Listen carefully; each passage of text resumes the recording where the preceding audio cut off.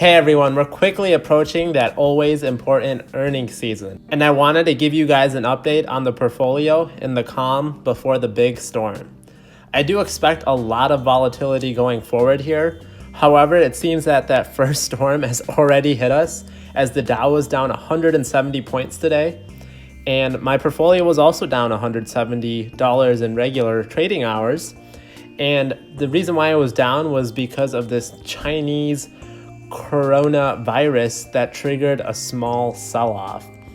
Now, I usually buy stocks on Fridays to dollar cost average, so it was kind of good that this happened because I was able to snag a few stocks on a small dip here. Whenever people mention short-term news like this that hurts the market, this is the exact definition of it. I mean, I feel like every couple of years there's always this new epidemic that the news starts to fearmonger about, and everyone gets really scared like they're going to be the one that gets hit with it. There used to be swine flu, Ebola, AIDS from way back in the day. I was actually just watching a documentary on the Black Death.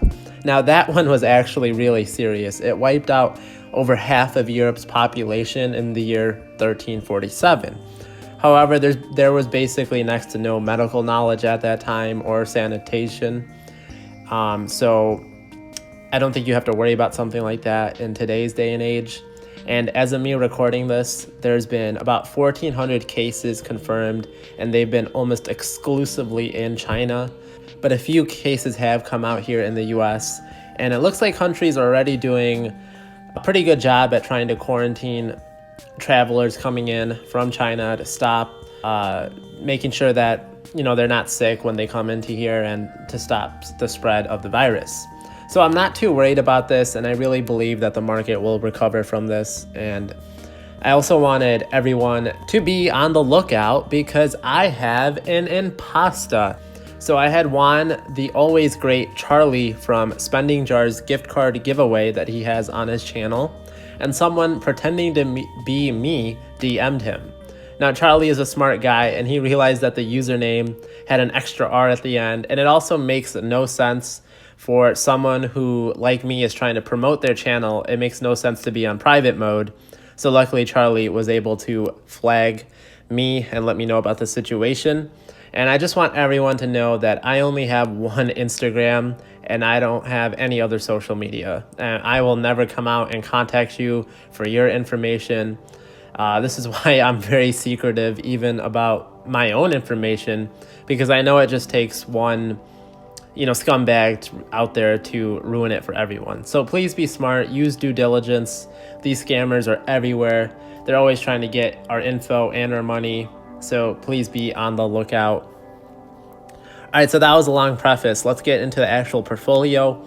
So I've cracked 20,000, which means we can look at each of the times I hit a 1,000 milestone. I used to do this for every 1K, but now I only do it for every 5K. If you guys want me to keep doing these, please let me know in the comments. I really don't know if you guys like seeing this progression or not. All right, so here we are with each of the dates that I hit each of these marks. First time hitting 1K was in March of 18, all the way to when I hit 20K on January 15th. Oh, I guess that should actually be 2020 there. That's a little bit of a mistake on my end, obviously. New year, new me. But yeah, let me know if you guys want to keep seeing this progression. I really don't know if you guys like it or not. I'll try to get the year right next time, but let me know in the comments. So I'm going to do the portfolio a little bit differently in terms of going over it. Then just show each stock randomly. I'm going to go show you guys each of the stocks by sector and the amount of equity that I have in it. That way you guys can see what parts I might be overweighted in or underweighted in. So to start off here, we have AbbVie trading at 83.26. I own 5 shares of them, and they have a 5.5 or 5.65% dividend yield right now, which is extremely good for a very nice company like AbbVie, biopharmaceutical company here. As you guys can see, they do pay out $1.18 per share, and I currently own 5 shares of them. So this is a stock I was down huge on in the past. As you guys can see, I basically bought this at all the wrong times. I bought it like right here around 120. I seem to have some sort of magic power, but every time I buy the stock, it seems to go down. But glad to see that it's for the most part recovered here. So I got my average cost down to 93. And right before this most recent dip, I was almost about even, which I never would have saw coming when it was in the 60. At one point, it was at 63. So imagine that ridiculous dividend yield you could have gotten in at had you just held on to the shares. So AbbVie, Pfizer, Johnson & Johnson, UNH, these are all my healthcare-related stocks. Pfizer here is trading at a 4% dividend yield. And this is also another multinational pharmaceutical company. It didn't do so hot in the last year. Basically, its decision to split off its generic drug business, Upjohn, and merge it with Mylan was not a very popular choice on Wall Street. But it's already got a lot of drugs in its pipeline that I'm not even going to attempt to pronounce. And those are going to be big sellers. There's one that deals with breast cancer, and then there's another one that treats blood clots. And both of those saw 20% year-over-year increases in sales. So I'm going to be holding on to Pfizer here. 9 shares, only makes up less than 2% of my portfolio, so not very big there. Now next up, we got Johnson & Johnson. Now, there's been some longer videos about this stock that have came out in recent days. So I'll just say, did you know that 3 brothers founded Johnson & Johnson, yet only 2 of their last names made the cut for the company name? All right, that's all I got to say, guys. Great stock to own. Then we have UNH. Now, it actually had profits of a little under $14 billion in earnings in 2019. So I'm not too scared about this stock. I think all the political turmoil going on in the earlier parts or in the fall of 2019, those are slowly starting to go away as we get closer to the 2020 race. And, regardless of anything that's been on the news here, I have been getting paid these sweet dividends. UNH is a phenomenal company, still has very high buy ratings. It's been smashing earnings reports, and I don't really see any way it can slow down here. So the next sector we have here is the card services and the bulls that are MasterCard and Visa. Both of these I feel very strongly about going forward. Past 5 years, MasterCard is up 283%. I'm up 20% on this. And Visa, we see a 220% increase in the last 5 years, and I'm up 28% on them. These do make up a pretty big weight of my portfolio. Combined, they're over $2,000 and basically the same industry. So maybe I have too much exposure to them, but again, I am super bullish on both of these companies moving forward, that I'm very comfortable having a bigger slice of the pie going toward them. Then we have Apple and Microsoft for the 2 technology companies. Also a pretty big weight here, combined almost over $3,000 actually. So Apple at 6 shares. Now this is one of those stocks that is reporting earnings here very shortly. So it's always, a good idea to keep an eye on these types of stocks because they kind of tend to move overall. They tend to move the overall stock market. So after hours will be when they announce earnings on January 28th. And I'm up pretty big on this position as well, 769. I was just thinking to myself the other day, I basically have enough return on Apple that I can go and buy a older iPhone model, which is pretty sweet to think about, that your investments can, in a company that makes iPhones, can actually buy you an iPhone. I don't know if my returns on Microsoft are enough to buy me a Surface tablet yet, but I'm working my way there. $400 in return, 44%, another great stock here in Microsoft. Then we have more of the semiconductor stocks here. We have NVIDIA, Applied Materials, Intel, and then McDonald's obviously is not a semiconductor company. But NVIDIA, wow, I could not see this stock. I'm very bullish on NVIDIA, but I did not see it climbing 21% in just 3 months. I definitely do want to add more into my position here. Kind of nice that it's at exactly $500 in equity at $2.50 a share. As you guys can see, I'm already up $56 on this, 12% return. Not such a great dividend play here, very small fraction of a dividend basically. It's almost meaningless, but certainly every penny helps. I'm really excited on what NVIDIA is going to be doing for the future here.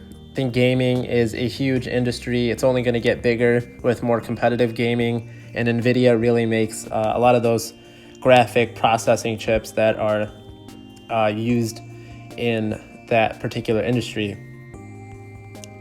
Then we have Applied Materials. This is another great company. Up 13% on them. They've been up a little bit, 10% in the last month. And this is basically a company that provides a lot of the materials for these semiconductor companies to have the materials it needs to make its products. Like Applied Materials here at $61.75.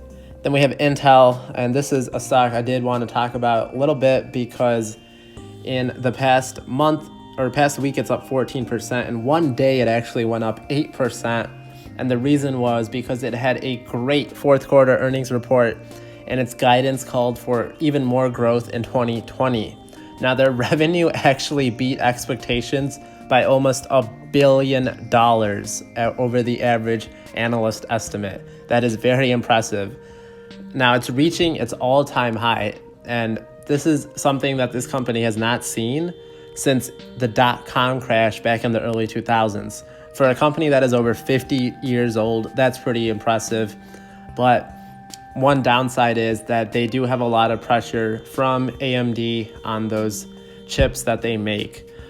They're going to be rivals for years to come, but I'm glad I own this stock. Again, there's no way I would have seen Intel beating expectations by this much. There's just no way I could have predicted it. However, this just goes again with the old saying that time in the market beats timing the market, because again, I got to enjoy this great 8% increase in one day, and I didn't try to time specific market fluctuations to try and get in on this. There's just no way I could have done it, and I love being a long-term holder for that exact reason. All right, so next sector, we got McDonald's, Starbucks, Pepsi, and General Mills here. So these are more of the food and beverage industry. I got McDonald's, 3 shares of them. So it's nice to see them recovering here.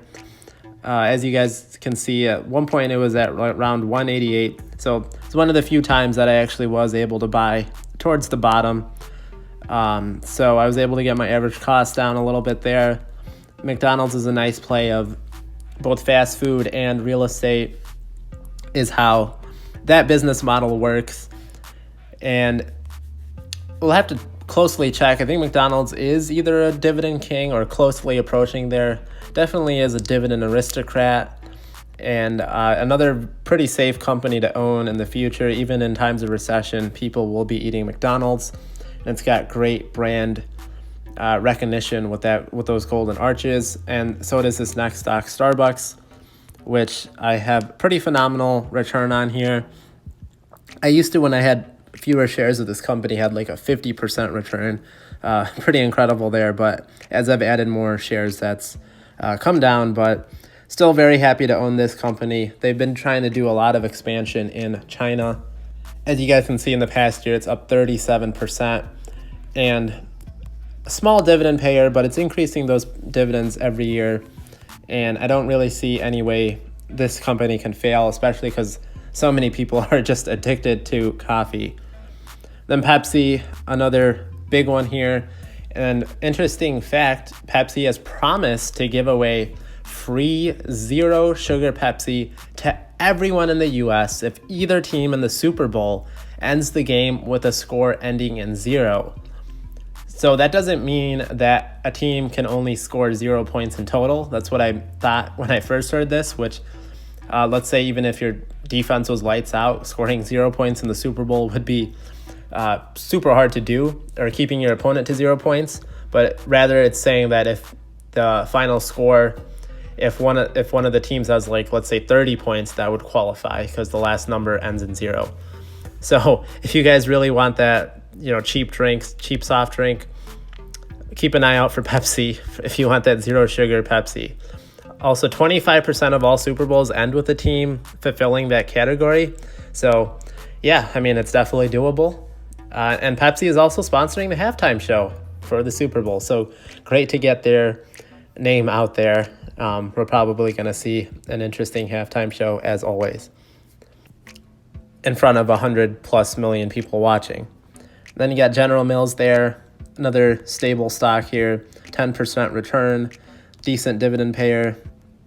But I want to give you guys an offer you can't refuse. Don't miss this opportunity, guys. And this is totally for free. All you got to do is smash that like button and hit the subscribe button. It doesn't cost anything, but it really helps out small-time YouTubers like me. And let's get into the next stock here. So we have the REIT section. So I have Equinix, Realty Income, not Reality, Store, NRZ. And these are basically my REITs. We also got Medical Properties Trust here. And these are traditionally the stocks that pay higher dividends. Probably won't see as much growth, but you also do pay more taxes on those dividends because they're not the usual qualified dividends. And these corporations get exempt from paying certain taxes as long as they're structured in this way. So we have Equinix here, one of the more expensive stocks by share price, but not by market cap. It's actually just around 50 billion, but I've made $170 by owning 2 shares of this company. Of course, all unrealized. I only really make or lose any money when you actually sell the stock. So glad I own Equinix here. This is a data center REIT. Very important for companies. Then we have Realty Income here. So they own basically the space that drugstores like Walgreens or CVS or gas stations operate on. So I don't really see those going away as long as, even if technology continues to advance. And this is a monthly payer of dividends. So I used to get 44 cents or 45 cents because I only had 2, but now that I have more shares, it's now 91. So I'll be eventually adding more shares over time, but this is definitely one of the better REITs out there. I personally believe that. Very popular one here on the YouTube community. We have Story Capital, 7 shares for a 20% return so far. And then this is probably the most riskiest stock in the portfolio. That's why I only have less than 1% of my money tied into it. But it does pay a very ridiculous, around a 13% yield, give or take whenever you look this up. It does have a very high buy rating, and it seems to be doing pretty good in terms of at least coming close to expectations on earnings reports. But again, guys, that dividend that you get from this is pretty ridiculous, 50 cents per a share, and it doesn't cost that much money to buy a share. So this is one that I can definitely see cut dividends during a recession, so that's why I'm very limited in my exposure to it. Then we have Medical Properties Trust, which I only own $156 worth of this stock. I definitely do want to add more eventually over time here. So they only pay about 26 cents per dividend, and me owning 7 only get $1.82. But again, we're always going to kind of need this could kind of be a healthcare stock as well, but they basically do lease out basically land, real estate for these hospitals and healthcare facilities to come do business on. And it's also an international company as well, so not just in the United States. Then we have JP Morgan Chase here. This is one I've been buying a lot recently. Each of the last 3 weeks, I have bought a share of this stock. So next time I get paid dividends, it's going to be double what I had gotten before. So JP Morgan Chase is the biggest U.S. bank by assets, and it produced $36.4 billion in profit last year. That's more than any other bank in any point in history, and shares climbed over 40% in 2019. So this is one I feel very confident about just holding in my portfolio. And then its counterpart here, Bank of America, similar boat with them as well. Just wanted more exposure to the banking industry. Then we have 2 stocks that are actually going through tough times in today's economy, that is the oil stocks of ExxonMobil and Royal Dutch Shell. So each of these, I'm down a little bit on ExxonMobil. Could potentially buy more and get my average cost to be lower, but so I don't see much growth really with these companies, but you'll basically be getting any sort of return from the dividend, which should be creeping up toward that 5% now for ExxonMobil. And Royal Dutch Shell has a very ridiculous yield of around like 6.5% for a blue chip company. I personally took that risk, so I bought another 2 shares pretty recently on the 17th. So looking forward to seeing that increase. Then these are more companies that don't really fall into any particular sector of mine, or I can't really lump it with other ones. So Disney here. This is a stock that is anticipating 60 to 90 million subscribers for Disney Plus by 2024. So now Disney may even be flirting with the idea of possibly releasing content only on Disney Plus, where viewers who follow that Marvel movie series, they would need to watch what the content on Disney Plus in hopes of understanding everything that happens in all these other superhero movies and universes. Infinity Wars sold over $300 million in tickets, so don't think that there isn't like a diehard fan base for these movies.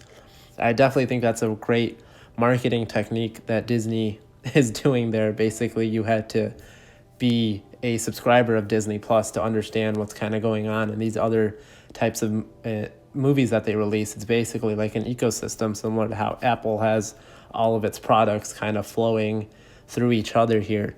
And then the reason why I bought this stock on Friday was because the coronavirus actually caused the Shanghai Disneyland to be closed indefinitely till the coronavirus is over. So that's obviously very short-term news.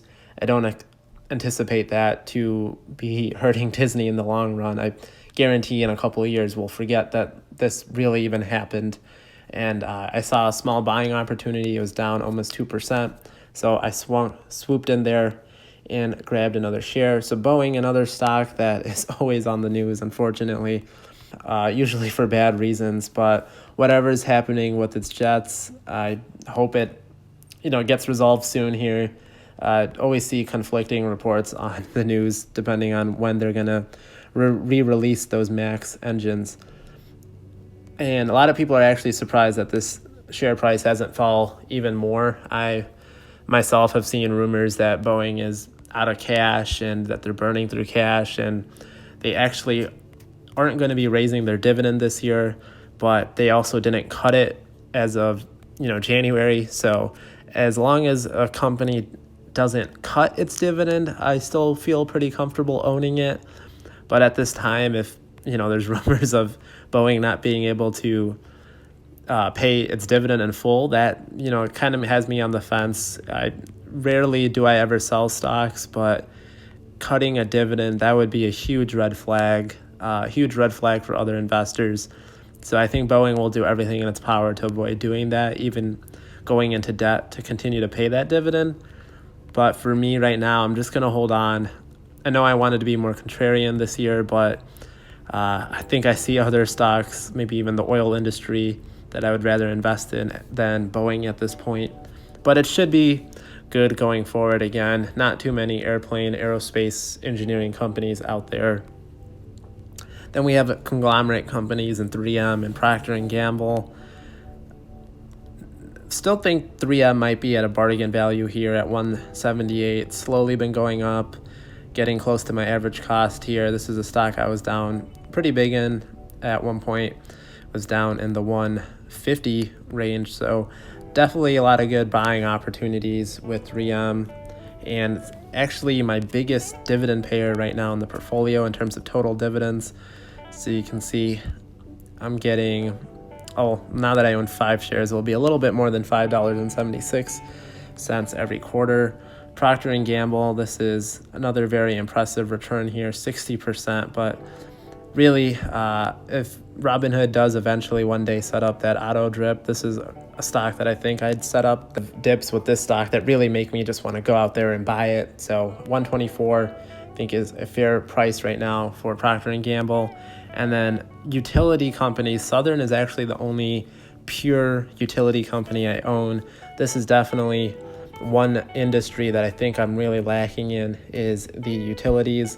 So Southern is doing very well here at 24% return, but that's usually pretty uncharacteristic of most utility companies. You don't expect Southern Company to provide power for 600 million people overnight. This is more of a regulated monopoly, and basically I would say is about as safe as most stocks can be. I have been looking at Duke Energy, but if you guys have any other utility stocks that you think I should look into, please let me know in the comments. I'm definitely going to be adding another one hopefully soon, because I don't want just one utility company in my portfolio.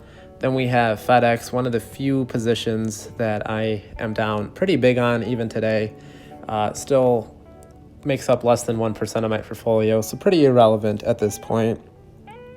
Then we have the railroad companies and CSX and Union Pacific. I know I kept saying United Pacific yesterday as if they were some sort of airplane, but these are both companies that I have a little bit of exposure to for the railroad industry. Still is a good way for goods or just goods, I suppose, to be transported across the United States here, and UNP is really just it's been a good position in my portfolio. Looks like it missed out on its Q4 earnings numbers, but hey, it doesn't look like the stock fell that much. Actually up in the last week.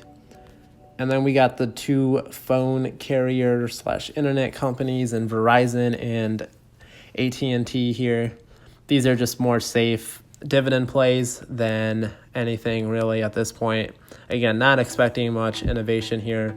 You can almost call these utility companies in a way, because people are just going to be paying, even in times of recessions, people are going to be paying their light bill, they're going to be paying their phone bill, you would hope.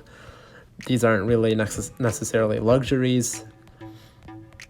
I did add 2 shares to AT&T here, not necessarily because I just find it at a bargain, but again, getting anything over a 5% yield from a safer company is a win-win in my opinion. Then we got Waste Management and Chubb. Waste Management, glad to see, is going back up. It had briefly, when it seemed like whenever I was buying into it, was just kind of stagnant, but now that I've stopped buying into it, it seems to go up. No, not complaining there. And then Chubb, this is another share position that I bought on Friday. And insurance is another industry where I don't really have that much exposure. So this is more of the property and casualty loss here in Chubb. So you can see here it's commercial, personal property, and casualty insurance. And it does a whole lot of other things. I want to say about 60% of its profits come from America and 40% is international. And this is also a dividend aristocrat as well, and pretty great industry to be in, insurance. That's how Warren Buffett made a lot of his money, because insurance, basically the business model is, unless there's major catastrophic events, you basically are always going to be winning with insurance. So those are just a little bit of an update on my portfolio here. Let me know if you guys have any questions. Again, this is not any sort of investing advice. This is just me going over what I own and more of the progression of the portfolio. Let me know if you guys have any video requests or anything you guys want to see in the comments. Interact with me on Instagram. My DMs are always open to talk about a particular stock or anything like that. And don't forget to hit that like button.